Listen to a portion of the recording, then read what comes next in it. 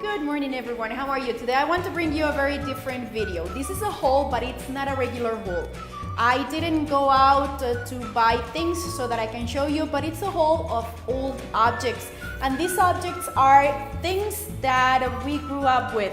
My best friend and I, as I've mentioned, we belong to the XENNIAL generation, and we decided to go around our houses and look for objects that are part of our childhood.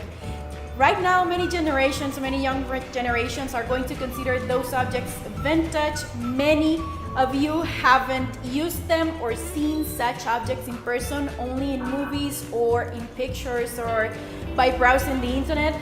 But we did use them and it brings a lot of really good memories. So we want to show you those objects and tell you a little bit about them.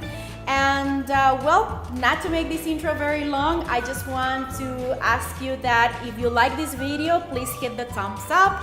Also subscribe and hit or activate the notification bell so that you can be notified by email every time that we upload a video. And also please make sure that you leave comments if you like the video. If you have any ideas or anything that you want to see in the near future, we will really appreciate it. Let's just start this video. I know there's nothing weird about books, but what I'm pointing out is Anne Rice and the Vampire Chronicles. Before Twilight and before the Vampire Diaries, Anne Rice started to write about vampires. In fact, Interview with a Vampire was written in 1976, if I'm not wrong. And XENNIALs, we grew up with these books, with these chronicles.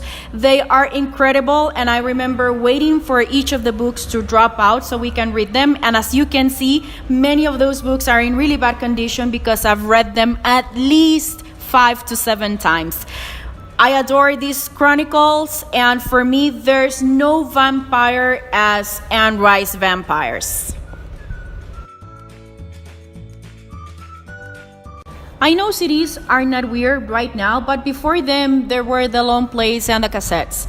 So when we started to see the CDs, we had to save money and go to the record stores to get CDs. And what is very common of the XENNIAL generation is that we had cases full of CDs of all our favorite music. If we listened to a song that we liked, we even went and bought the whole album. So we have tons and tons of CDs laying around.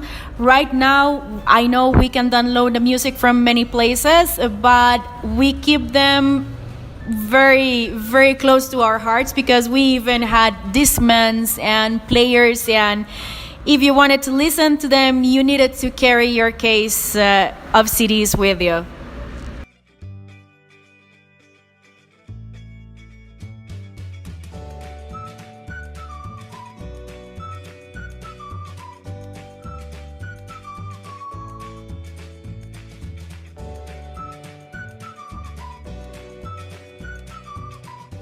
This is pretty self-explanatory and stereo, but this one obviously has a console for CDs, for cassettes, and you can also listen to the radio. This is a Discman, and this is how we listen to our music. Some of them, like this one, had radio, so it was a plus. You could listen to a CD or you could listen to the radio. This was before the iPods showed up, or modern cell phones that currently give you access to all of your music.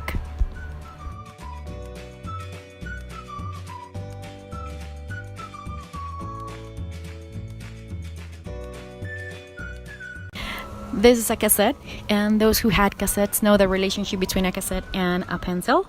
And well, this is how we got music, and we will also use blank cassettes to tape music from the radio. Some people will call to the radio station and ask for a song, and they will say that it's to be recorded so that no one talked in the middle of the song, and they play the complete song without interruptions. And sometimes we will make mixtapes, or we will just fill a cassette with all of our favorite songs.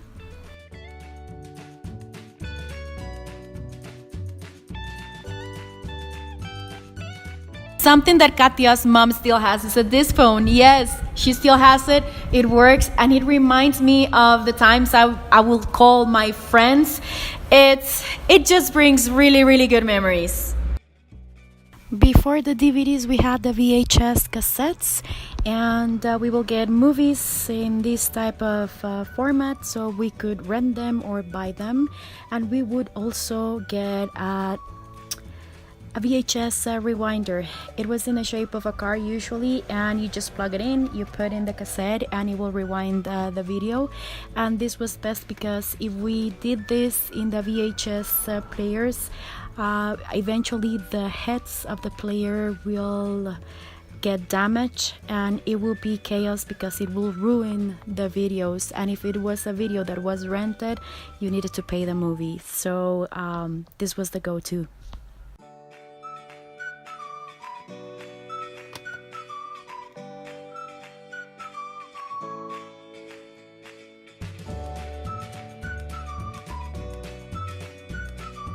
Finally, the analog TV.